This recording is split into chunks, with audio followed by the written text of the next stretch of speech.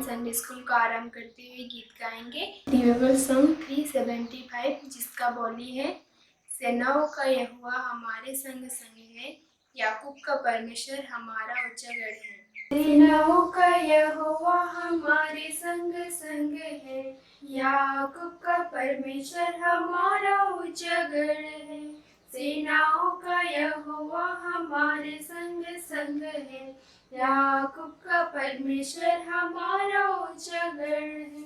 जिसने आकाश बनाया, जिसने पृथ्वी बनाई, जिसने आकाश बनाया, जिसने पृथ्वी बनाई, जो सर्वशक्तिमान प्रभु है, वो यहोवा हमारे संग संग है।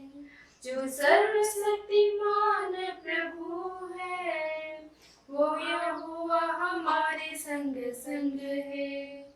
सेनाओं का यहोवा हमारे संग संग है, याकूब का परमेश्वर हमारा उच्चगढ़ है।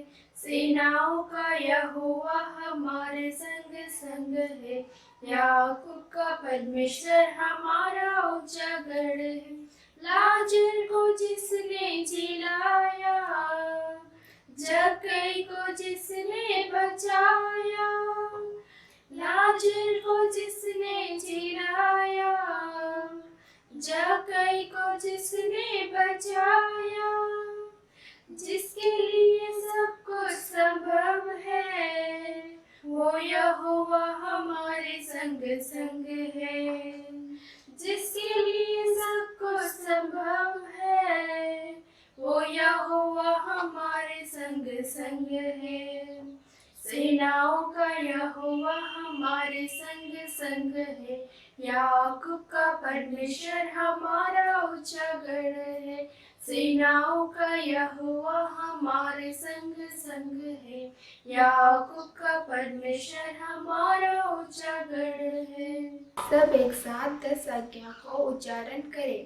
पहली आज्ञा, परमेश्वर तेरा ईश्वर मैं हूँ, किसी दूसरे को ईश्वर मत मान। दूसरी आज्ञा, किसी प्रकार की मूर्ति पूजा मत कर।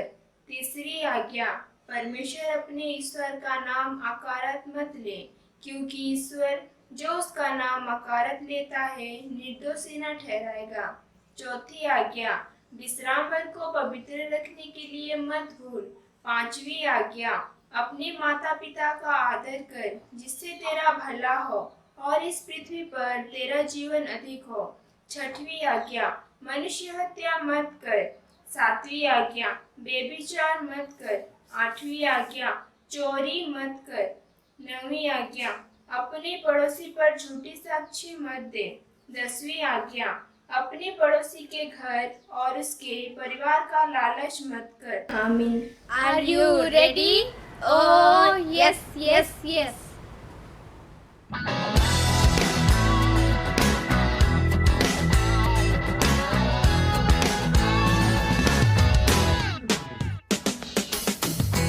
Lord, I lift your name on high.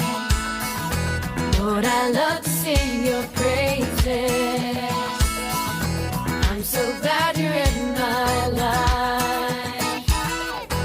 I'm so glad you came to save us, save us. You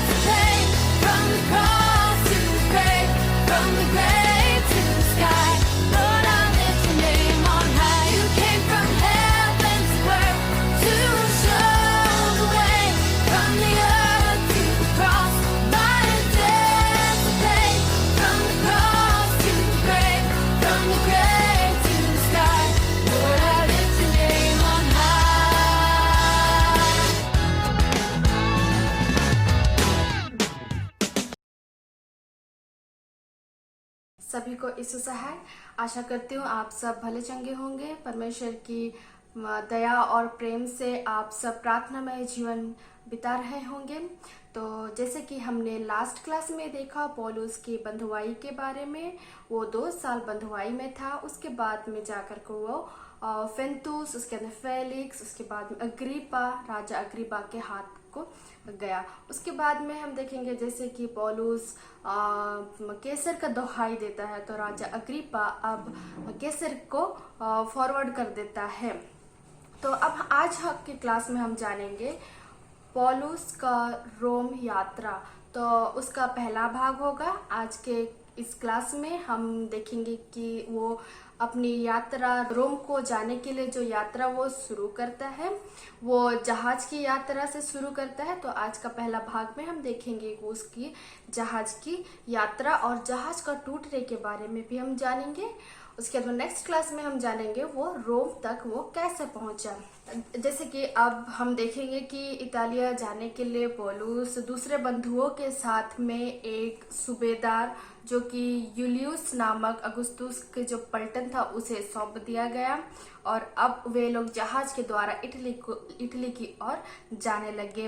तब अद्रमुत्तियुस के एक जहाज पर जो कि एशिया के किनारे जाता था, तो उस जगह को जाने पर था, इसलिए वे लोग उस जहाज को खोल दिए और सैदा, साइप्रस, किलिकिया, पफुलिया होकर के वे लोग लूसिया के सूरा नामक जगह में वे लोग उतरे। उसके बाद में वहां से वे सिकंदरिया नामक एक जहाज जो कि इटली को जाता है, उस जहाज को वे लोग पकड़े और उस जहाज से वे लोग अपनी यात्रा को शुरू किए। बड़ी कठिनाई से धीरे धीरे वे लोग रिसोलेमोने के सामने होकर वे लोग क्रेत को पहुंचे और वहां पे शुभ लंगर बारी नामक एक किनारे पर पहुंचे।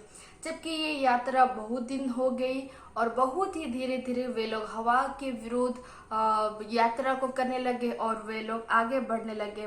तो पौलुस सैनिकों को चेतावनी दी कि अभी आगे की यात्रा करनी बहुत ही विपत्ति आ सकती है, वो खतरनाक से खाली नहीं है, सबकी जान की हानि भी हो सकती है। तो इस तरह से पौलुस उस सूबेदार को भी चेतावनी दी।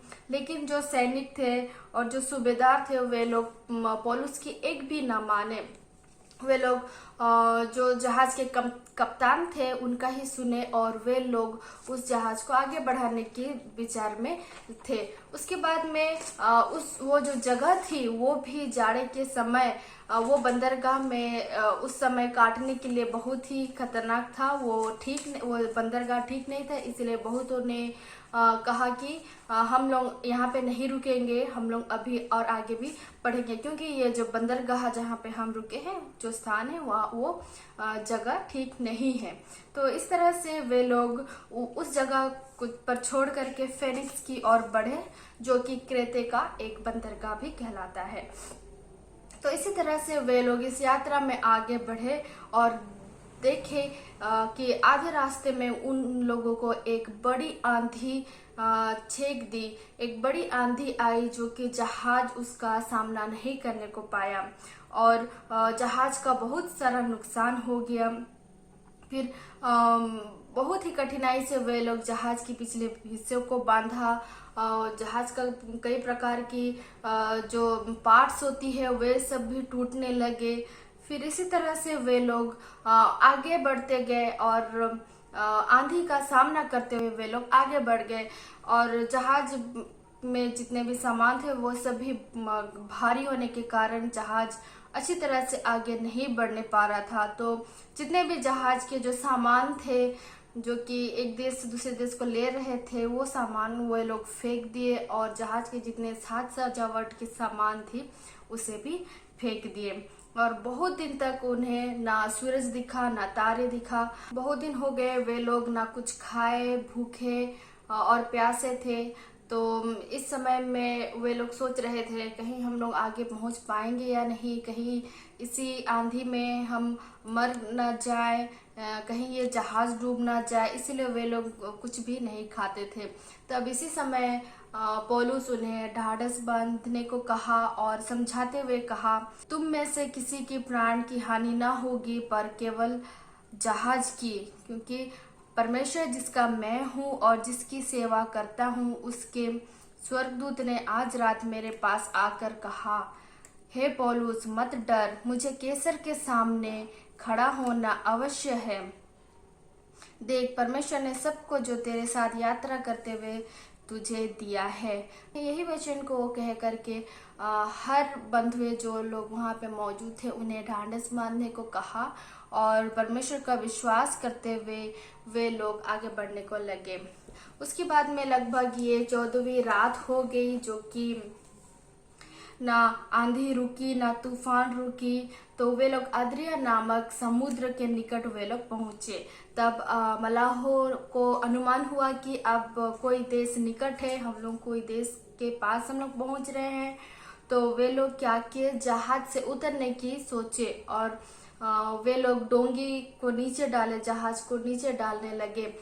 जब ये बात पौलुस को पता चली तो पौलुस कहता है, अगर वे लोग जहाज के नीचे जाएंगे तो शायद कोई भी नहीं बच सकता है। अगर वे लोग भाग जाएंगे इस तरह से, ना वे लोग बच सकते हैं, ना जो बंधुए थे जहाज में वे लोग बच सकते थे। उसके बाद में सैनिक लोग क्या किए कि उनका जो डोंगी का जो रस्सी था उनको काट दिए। लगभग ये 14 दिन हो गया था, वे लोग कुछ ना खाए। पौलुस अब उन लोगों को कहा कि भोजन करने के लिए, ताकि वे अपना शरीर में कुछ जीवन डाल सके। इसलिए सभी को कहा कि वे लोग भोजन को ग्रहण करें और इसी तरह से पौलुस भी रोटी को हाथ में लिया और धन्य माना और उनके साथ में भोजन करने को बैठा। इसी तरह सभी लोगों ने भोजन किया और जितना बचा कुचा गेहूं उससे वे समुद्र पे फेंक दिए। उसके बाद में वे जहाज थोड़ा सा हल्का हो गया। उसके बाद में वे पतवार के बंधन को भी खोल दिए और वे लोग आगे बढ़ने लगे। फिर वे लोग एक दो समुद्र के जो संगम है वहाँ पे अपना जहाज को टिकाने का विचार किया, लेकिन जहाज धक्का खा करके, जहाज का जो अगला भाग था वो धक्का खा के बहुत ही कमजोर हो गया था, वो टलने नहीं सका और जहाज का जो पिछड़ा हिस्सा था उस पर बल भी नहीं था और वो टूटने लगा। तो इस पर से सिपाही लोगों ने विचार किया कि जितने भी बंधुए हैं उन्हें मार डाले, ताकि कहीं वे लोग तैर के उस पार ना पहुंच जाए, कहीं वे लोग बच ना जाए। परंतु जो सूबेदार था वो उसकी इच्छा ये थी कि पौलुस को बचाया जाए। तो उसने इसका विरोध किया और कहा कि हम लोग ऐसा नहीं करेंगे, हम लोग एक काम कर सकते हैं, जैसे कि जो लोग तैर के उस पार जा सके वे लोग तैर के उस पार जाएंगे और जो लोग तैर के उस पार नहीं जा सके वे लोग कुछ चीज़ों का सहारा लेकर के वे लोग उस पार को पहुंचेंगे। तो इसी तरीके से जितने जहाज के बंधुए थे, सिपाही थे, पलटन थे, वे लोग भूमि पर पहुंच गए। तो आज का जो हमने चैप्टर देखा वो हमें मिलता है प्रेरितों के काम का 27 अध्याय का 1 पद से 44 पद तक। तो मेरी ये आग्रह है आप सभी से कि बहुत अच्छी तरह से आप इस चैप्टर को पढ़िए, ताकि आप जानने को सकेंगे। ना कि इस चैप्टर आप पौलुस की जो पहली प्रचार यात्रा शुरू हुई वहाँ से आप अगर शुरू करते हैं तो आपको पता चलेगी कि पौलुस का जो यात्रा था कितना दर्दमय, कितना दुख भरा था और कितनी कठिनाइयों को चीर फाड़ करके वो आगे बढ़ता गया, परंतु परमेश्वर की ओर उसका विश्वास नहीं घटा। तो मैं आप सबको यही आग्रह करती हूँ कि आप सब भी अपने विश्वास में अटल रहे। किसी प्रकार के भी आंधी क्यों ना आ जाए, परंतु परमेश्वर हमारे संग साथ है, क्योंकि वो हमारा गढ़ है और वो हमारा शरण स्थान है, जैसे कि वचन संहिता भी कहता है। और हमें उसके वचनों के मुताबिक हमें चलना है और उसके वचनों पर हमें आसरा करना है, ताकि वो हमारा उद्धार करने को पाए। तो बच्चों, आज के इस क्लास में परमेश्वर बहुत अच्छे आशीष आप सबों को दे। तो हम दूसरे भाग जो कि हम देखेंगे कि रोम तक वो कैसा पहुंचता है, वो हम दूसरी क्लास में देखेंगे। आज के क्लास के लिए इतना ही। सभी को धन्यवाद। यीशु शाह। आइए हम संडे स्कूल का अंत करते हुए प्रार्थना करें। हे पिता परमेश्वर, आपका हम धन्यवाद देते हैं आज के दिन के लिए। और पिता परमेश्वर, इस सर्विस के द्वारा हम जो भी कुछ सीखे, गीतों के माध्यम से, वचनों के माध्यम से, एक्शन सॉन्ग के माध्यम से, हर एक को आप आशीष दीजिए। जो भी बताने वाले उनको भी आशीष, बुद्धि, ज्ञान दीजिए कि हम सब वो बच्चों को पिता परमेश्वर बताने पाए और हम उस बताने के द्वारा अपने जीवन में लागू करने पाए। और पिता परमेश्वर, जो कुछ पिता जितने लोगों का एग्जाम हो रहा है पिता परमेश्वर, उनको भी आपके हाथों में सौंपते हैं। बुद्धि ज्ञान से परिपूर्ण कीजिए। हर एक को अच्छी तरह से एग्जाम लिखने में मदद कीजिए और अच्छी मार्कों में उत्तीर्ण कीजिए। हाँ पिता, इस महामारी की वजह से अनेक चर्च पिता परमेश्वर बंद हुए हैं। वो हर एक को पिता आप घर में पिता परमेश्वर सुरक्षित रखिए। जितने भी आपके वचनों को बताइए। और पिता परमेश्वर, शीघ्र ही पिता परमेश्वर हम आपके आराधनालय में उपस्थित होकर आप ही की महिमा स्तुति करने पाए। और पिता परमेश्वर, हर एक बच्चों को आप अपने डिलोल में बड़ा कीजिए। अपने वचनों को पिता परमेश्वर शिक्षा दीजिए कि आप ही की चाल चलन में, आप ही की राहों में पिता परमेश्वर चलने पाए। हाँ पिता, और आपसे क्या मांगने से सिर्फ आप सब कुछ जानते हैं। जो भी पिता परमेश्वर हम नाम लेके नहीं मांगे, उन सबों को आप पिता परमेश्वर समय के अनुसार में पूरा कीजिए। और आपसे क्या मांगे, छोटी सी प्रार्थना को यीशु मसीह के नाम से मांगते हैं। सुन और स्वराज में ग्रहण कर।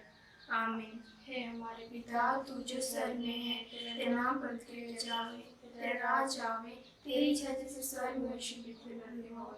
हमारे प्रतिदिन की रोटी आज हमको दे और हमारे अपराधों को क्षमा कर, जैसे हम अपने अपराधों को क्षमा करते हैं। और हमको परीक्षा में मत डाल, परंतु बुरे से बचा, क्योंकि राज्य, प्रताप और महिमा सदा तेरी है। आमीन। प्रभु शक्ति अब दे, शक्ति अब दे, शक्ति अब दे मुझे, तब मैं ज्योति देऊंगा हर जगह हर समय।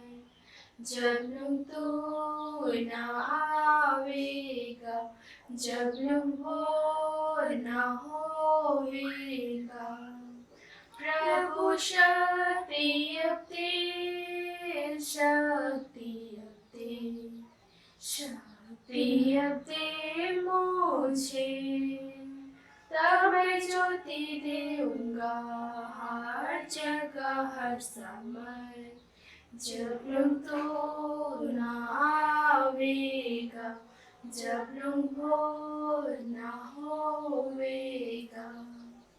और हमारे प्रभु यीशु मसीह की दया, ईश्वर का प्रेम और पवित्र आत्मा का मेल मिलाप हम सबों के साथ है। आमीन।